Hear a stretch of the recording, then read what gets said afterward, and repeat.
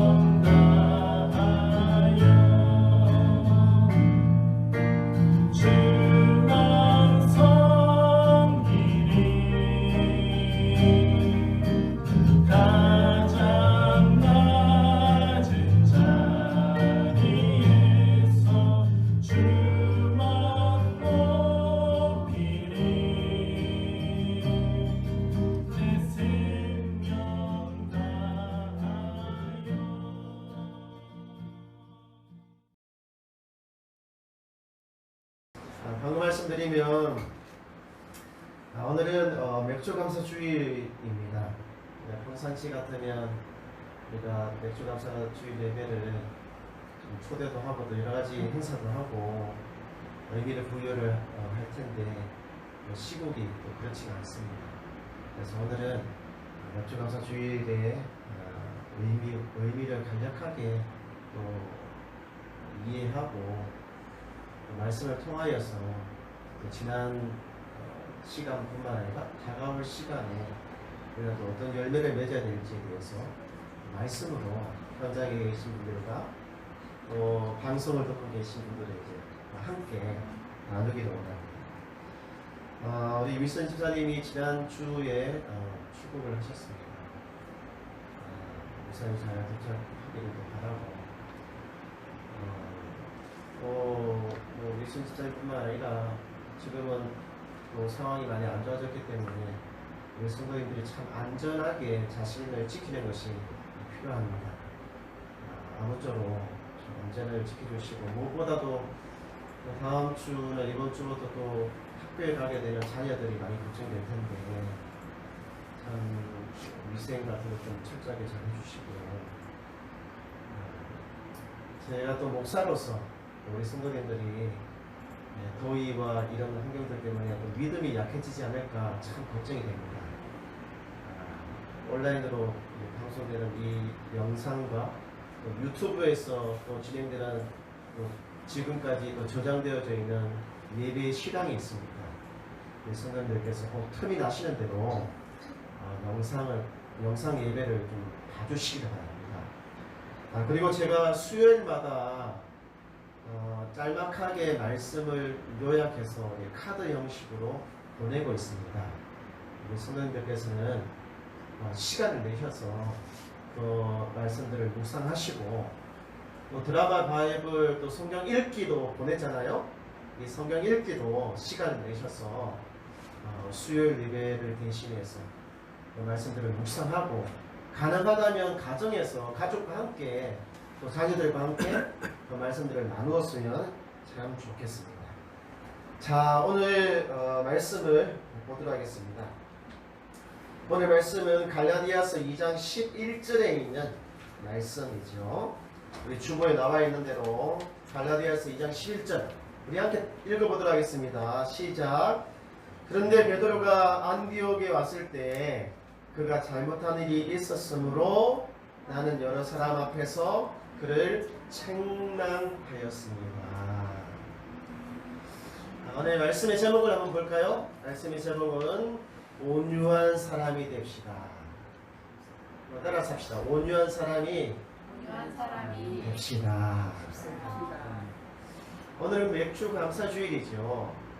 저는 우리 성도님들이 지난 6개월 동안 이미 받은 은혜에 대해서도 감사할 뿐만 아니라 이제 앞으로 남은 6개월 동안 우리 성도님들이 어떤 열매를 맺는 삶을 살았으면 좋을까 고민을 하다가 성령의 열매, 갈라디아서에서 말하는 이 성령의 열매를 좀 풍성하게 맺었으면 좋겠다, 이런 간절한 마음이 생겼습니다. 그래서 오늘 그 첫 번째가 뭐냐면 온유의 열매를 맺어서 우리 성도님들이 온유한 사람이 되었으면 좋겠다 라고 하는 의미로 오늘 말씀을 준비했습니다.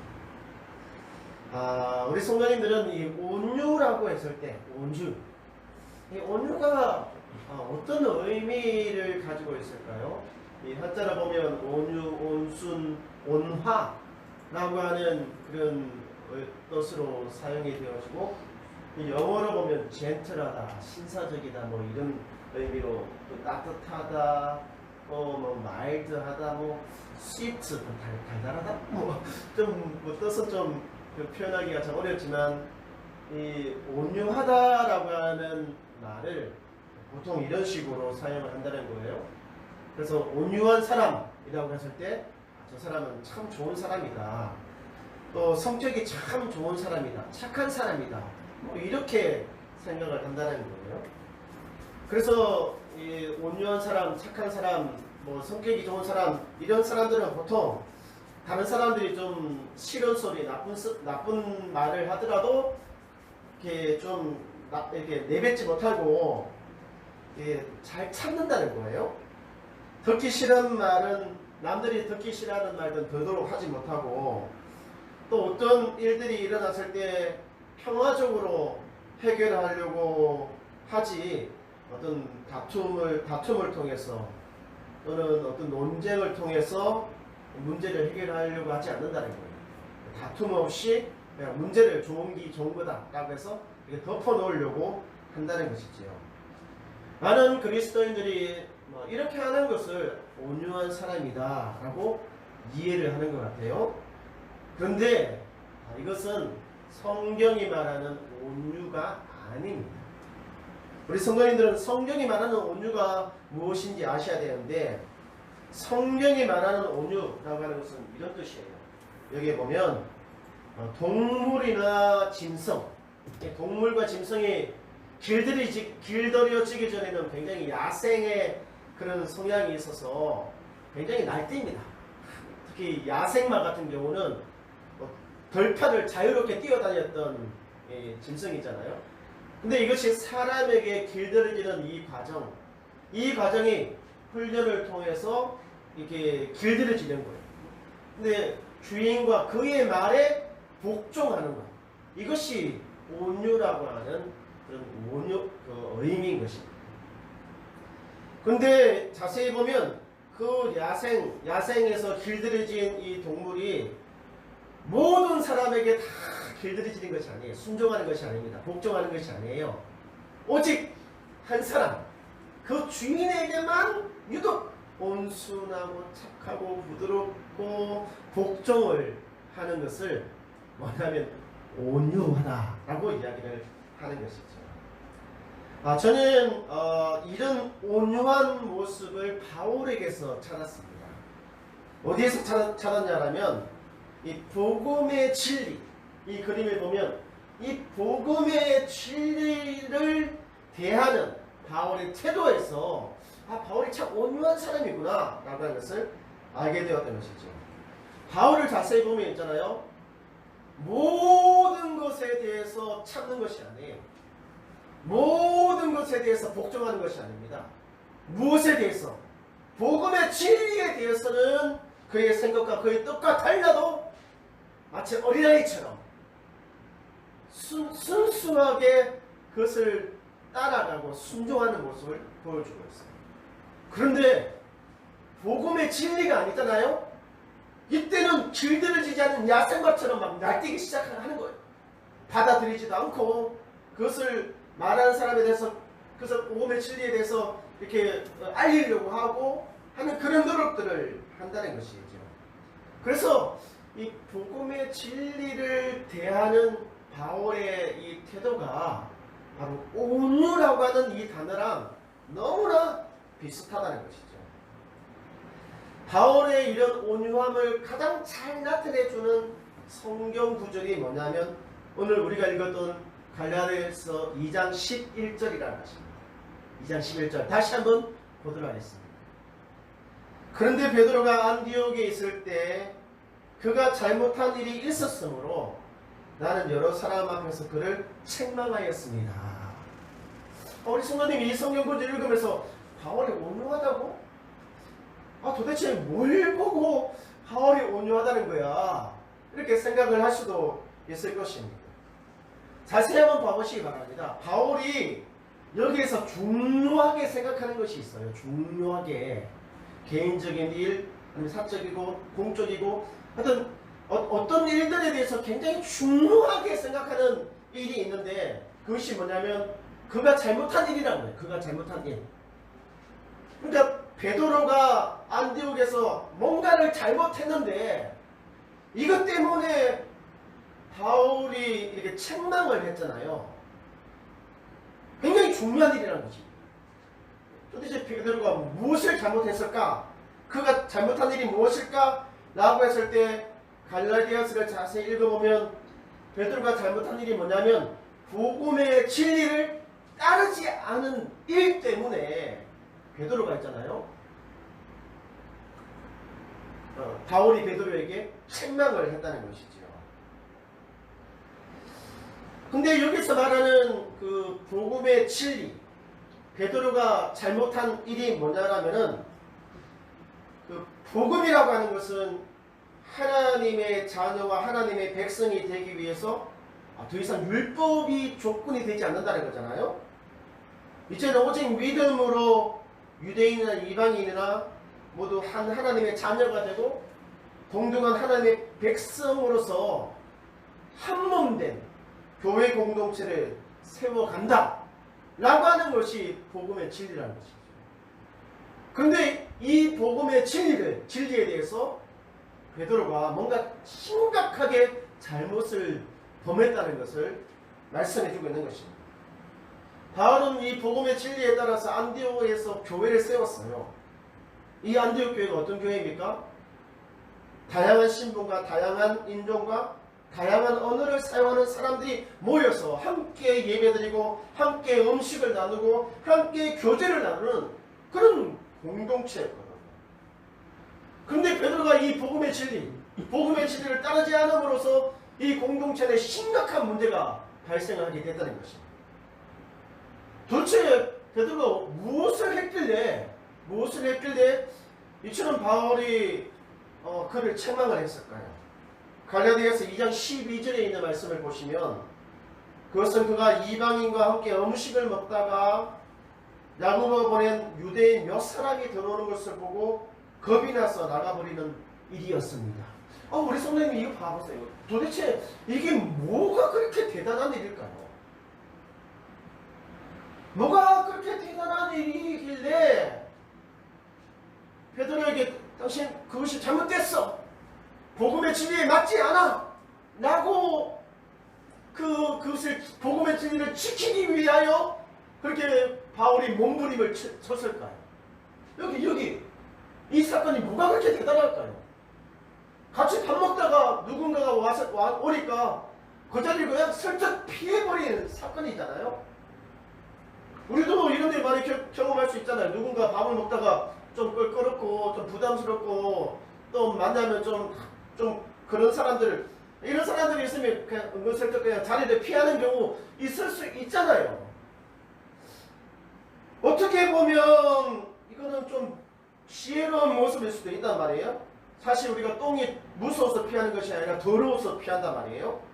큰 바람이 불 때는 정면으로 맞서기보다는 때로는 피해가는 것도 지혜라고 우리가 지금까지 배워왔잖아요.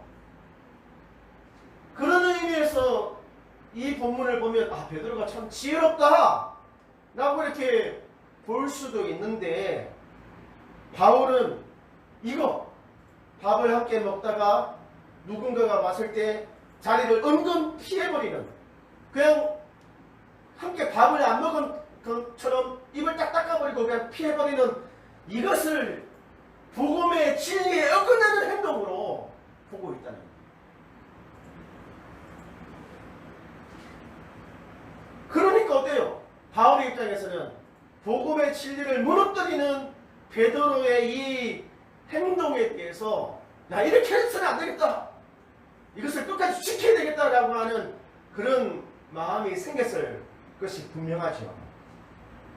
특히 갈라디아서 2장 13절에 보면 이 베드로의 행동은 정말 심각한 영향을 미치기 시작했어요. 사소하고 아무런 의미가 없는 것 같은 바로 그런 일들이 교회 공동체 안에 이런 일들을 만들기 시작했어요. 그러자 다른 유대인들도 안 먹은 채 하며 밖으로 나갔고, 바나바까지도 그들이 미선의 유혹을 베드로가 밥을 먹다가 슬쩍 나갔는데 다른 사람들도 베드로 나가네? 우리도 나가자! 라고 하는 이런 일들이 발생했다는 것이죠. 이것이 뭐냐면 지금까지는 이방인 그리스도인과 유대인 그리스도인들이 형제 자매 하면서 같이 밥도 먹고, 야 우리는 동등한 하나님의 백성이야 뭐 어쩌고 저쩌고 막 하다가 오늘 갑자기 이거 밥 먹는 자리를 슬쩍 옮겨 나가는 거예요.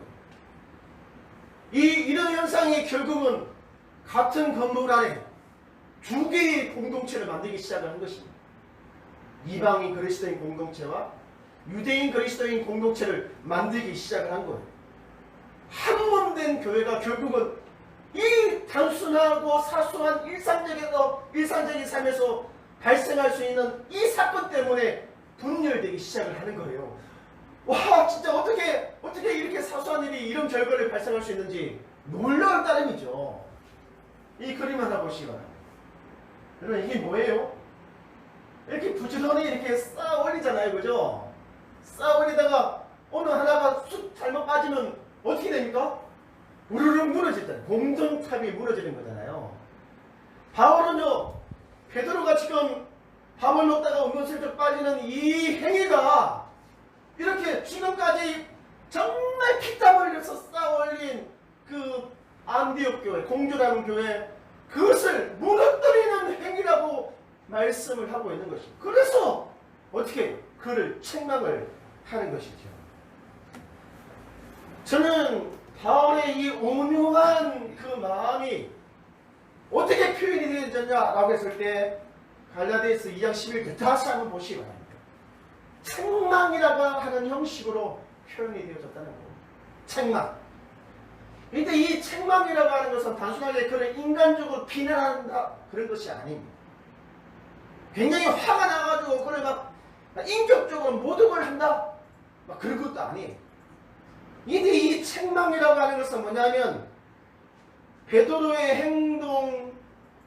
행동에 의해서 복음의 진리에 미칠 나쁜 영향을 베드로에게 어떻게 해야 돼?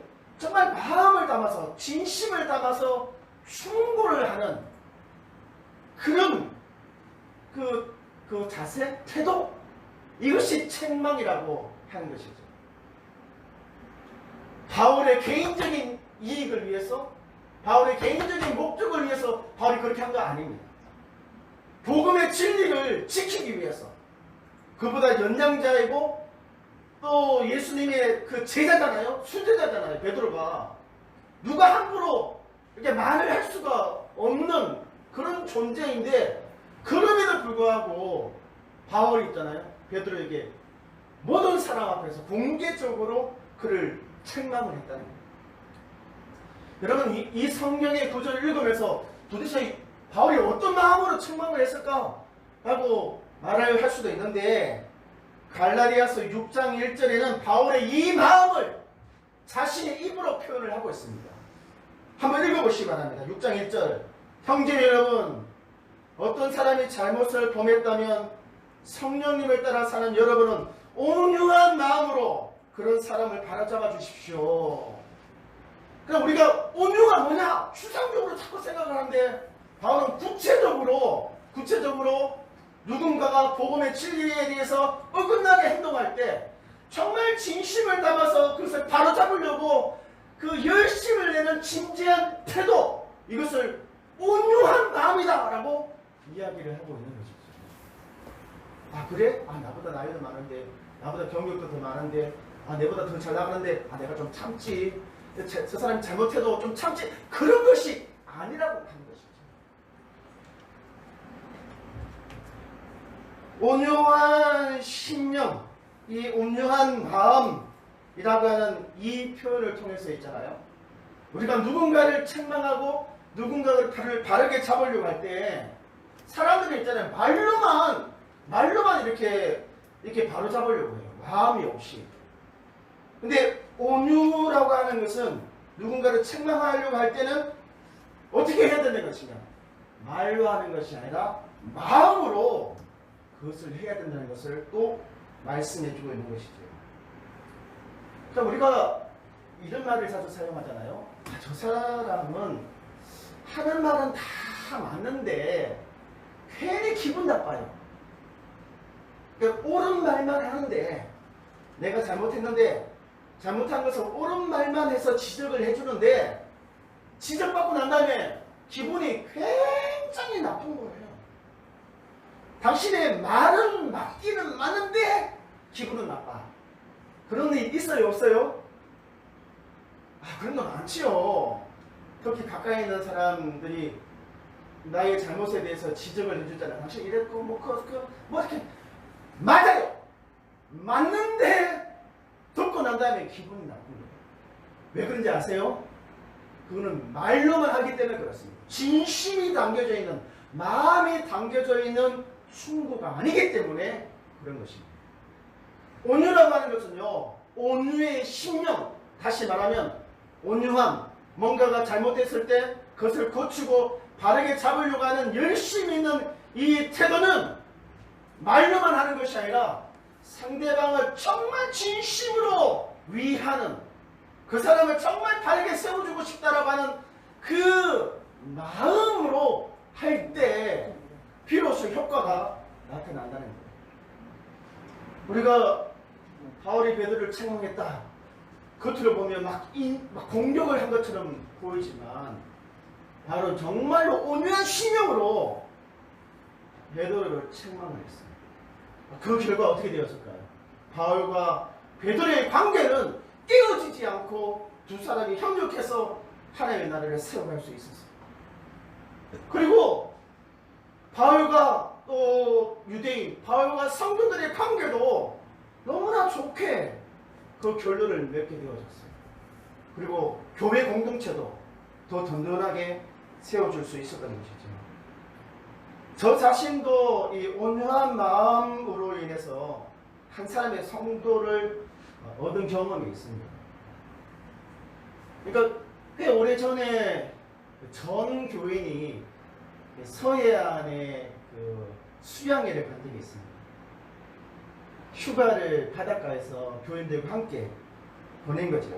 텐트도 치고 같이 밥도 먹고 정말 자유롭게 3박 4일 동안 바닷가에서 가고 오고도 자유롭게 교인들이 자율적으로 할 수 있게끔 했어요.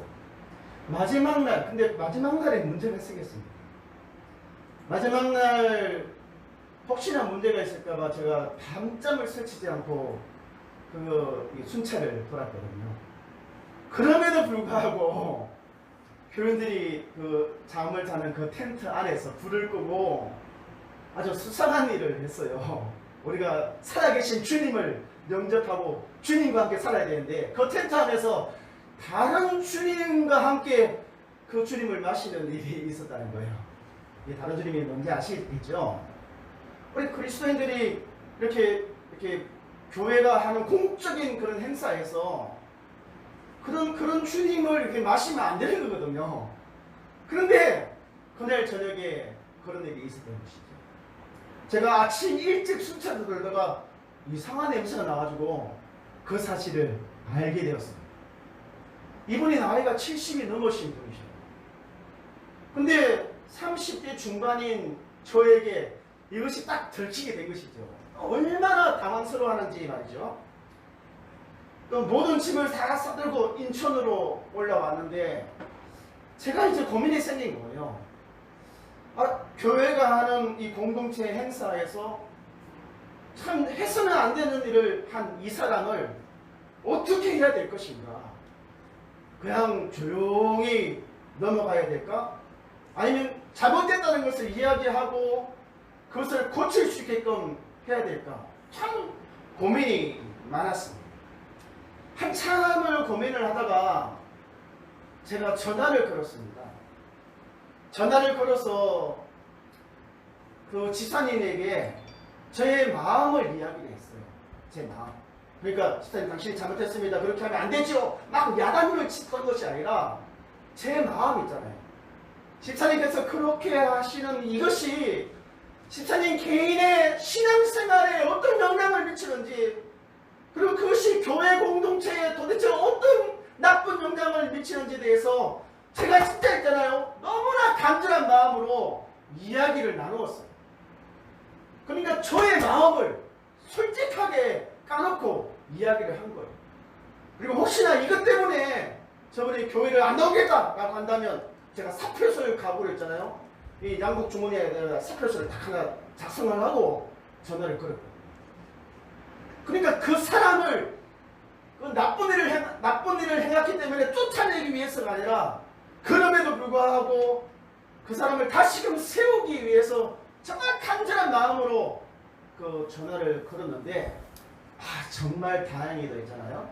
이 70에 넘으신 이분이 저에게 사과를 하고 다시는 이런 일이 없도록 하겠다라고 다 각서까지 쓰고 말이죠. 이분이 지금까지도 교회 열심히 다니고 있어요. 그분의 사회가 목사가 되게 하고 말이죠. 정말 만약에 그때 제가 정말 제 개인적인 생각으로 있잖아요. 당신이 잘못했으니까 문제가 생기면 당신이 책임지세요 라고 하는 형태로 이야기를 했다면 한 사람을 잃었을 수도 있었던 그런 상황이었습니다. 바울은 베드로를 책망하면서 있잖아요. 갈라디아서 2장 20절에 있는 말씀을 사용을 합니다. 그래서 이 말씀을 봤습니다.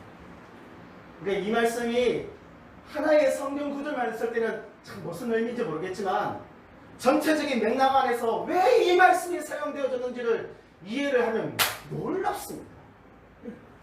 바울이 왜 이 말씀을 사용했을까요? 내가 그리스도와 함께 십자가에 못 박혀 죽었으므로 이제는 내가 사는 것이 아니라 내 속에 그리스도께서 살아계신 것입니다. 지금 나를 사랑하시고 나를 위해 죽으신 하나님의 아들을 믿는 믿음으로 살고 있습니다. 도대체 왜 바울이 책망하는, 온유한 마음으로 책망하는 그 구절 속에, 그 맥락 속에 왜 이 성경 구절이 사용이 되어졌을까요? 바울은 베드로를 책망했습니다. 그 책망의 내용 중에 이것이 들어있거든요. 무엇을 상징하는지 아시겠습니까? 무엇을 의미하는지 아시겠습니까? 베드로가 어떤 마음으로, 바울이 어떤 마음으로 베드로를 책망했는지 여기에 나타나 있는 거예요. 여기 보시기 바랍니다. 내가 그리스도와 함께 십자가에 죽었다는 거예요. 나 바울 성격 죽고 손가락 죽고 다 죽었다는 거예요. 이제 내가 지금 육체 가운데 살아가는 것은 내가 사는 것이 아니라 내 속에 그리스도가 살아있는 삶을 살아간다는 거예요. 다시 말하면 뭐예요? 내가 당신에게 내뱉었던 이 책망의 말들이 나 바울 개인적인 말들이 아니라 나 바울 개인적인 생각이 아니라 누구의 생각, 누구의 말이라는 것입니까? 당신을 위해 죽으신 예수 그리스도, 복음의 진리를 지키기 위해 죽으신 예수 그리스도, 그분의 말씀이다라고 하는 사실을 말해주고 있는 것이죠. 이 상황에서도 바울은요, 그리스도 예수의 마음으로 잘못된 것을 고치려고 그렇게 발버둥 쳤다는 것을 알 수가 있는 거예요. 온유한 사람은요, 어떤 일이 발생했을 때 내 성깔대로 외치지 않습니다. 나의 유익을 위해서 외치지 않아요. 온유한 사람은 내가 죽고 내 안에 그리스도의 마음으로 이 사람을 어떻게 쓰든지 살려보려고, 어떻게 쓰든지 바르게 세워보려고 발버둥 치는 사람이 온유한 사람이에요.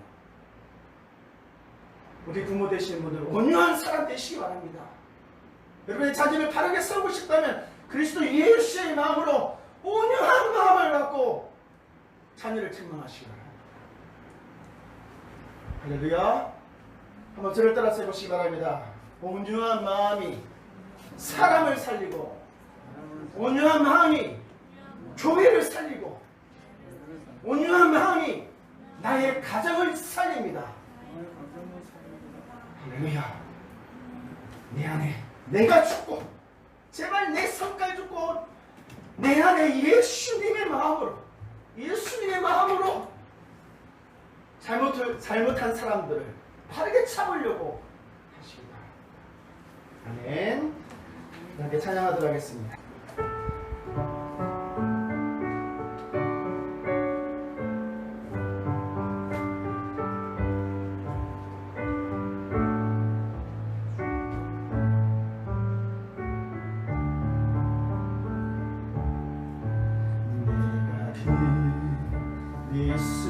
그리스도와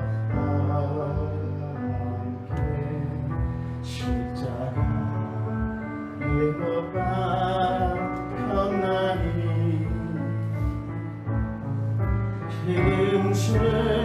힘줄이지 내가 산 것 아니요 오직 내 안에 예수께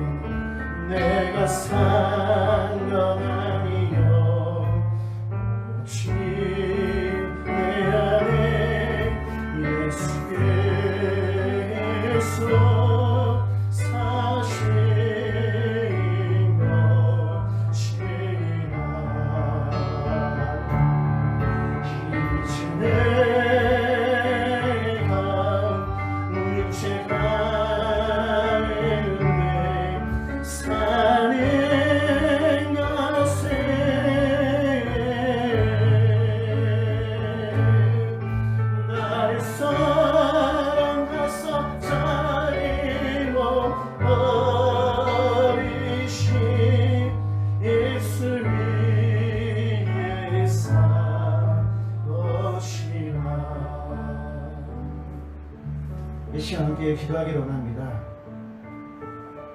여러분은 지금까지 어떻게 하셨습니까? 누군가가 나에게 잘못한 일을 행할 때 여러분은 지금까지 어떻게 무엇을 위하여 그렇게 고함을 치르고 상대방을 비판하고 인격적으로 모독을 주고 혹시 그렇게 하지는 않았습니까? 이제 우리 성도님들이 온유한 마음을 가진 사람이 되기를 간절하게 기도하시기 바랍니다. 내 안에 있는 성질 죽이고 그리스도 예수와 함께 못 박고 주님의 그 마음, 온유한 마음으로 내 자녀에게 따뜻하고 부드럽고 진리를 쫓아서 살아갈 수 있게끔 격려하고 위로하는 그런 말을 할 수 있는 부모가 될 수 있게 달라고, 그리고 성도가 될 수 있게 달라고, 목회자가 될 수 있게 달라고 함께 기도하기를 원합니다. 기도하겠습니다. 살아계신 나의 하나님 아버지, 오늘 주님께서 우리에게 온유한 마음을 가질 것을 말씀하고 있습니다.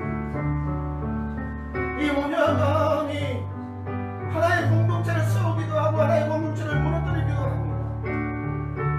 정말 그리스도 예수의 마음으로 진심을 담아서 마음으로 이야기하지 않으면 상대방의 마음을 아프게 하고 그 결과로 관계가 떼어지고 더 크게는 공동체가 분열되는 일들이 수없이 많이 발생합니다.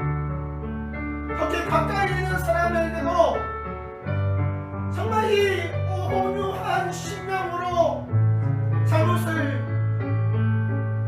바르게 세워서 우리의 공동체를 어떻게 해서든지 진리 가운데 세우기를 희망한다면 오늘부터라도 내 성질, 내 마음 이거 그리스도 예수의 십자가 앞에 다 못 받고 예수님 주님의 마음을 나에게 주십시오, 온유한 마음을 나에게 주십시오라고 기도할 수 있는 성도들이 다 될 수 있도록 이 시간 역사하여 주시옵소서. 성도님 이 시간 각 사람의 심령에 임하여서 주님 앞에 감하고 기도할 때 주여 나의 온유한 마음을 주십시오 부르짖는 성도들이 일어나여 주시옵소서. 내 속에서 더러운 것과 욕망과 인간적인 모든 기질들이 주의 그 십자가에 다 못 박게 하여 주시고 주여 온유한 마음으로 거듭나는 우리 성도들이 될 수 있도록 역사하여 주시옵소서. 나의 유익을 위한 것이 아니라 복음의 진리를 위하여, 나의 개인의 유익이 아니라 교회와 우리 가정의 유익을 위하여 그것을 세우기 위하여 주님 앞에 간구할 수 있도록 주님 앞에 풀어져 주시도록 역사하여 주시옵소서. 방송을 보고 계시는 분들과 이 자리에 계신 분들 가슴에 손을 이렇게 얹어 보시기 바랍니다. 그냥 가슴에 손을 얹고 한번 저를 따라 세보시기 바랍니다. 이제는 나는 죽고 예수님만 내 안에 있습니다. 이제는 나는 죽고 내 안에 예수님만 있습니다. 이제는 우리 주 예수 그리스도의 것이 은혜와 하나님 아버지의 놀라우신 사랑과 성령 하나님의 감화함으로 교통하시니 나는 죽고 내 안에 그리스도의 마음을 품어 온유한 사람이 되기로 결심하는 교회와 성도를 머리 위에 이제로부터 영원토록 함께 있을지어다.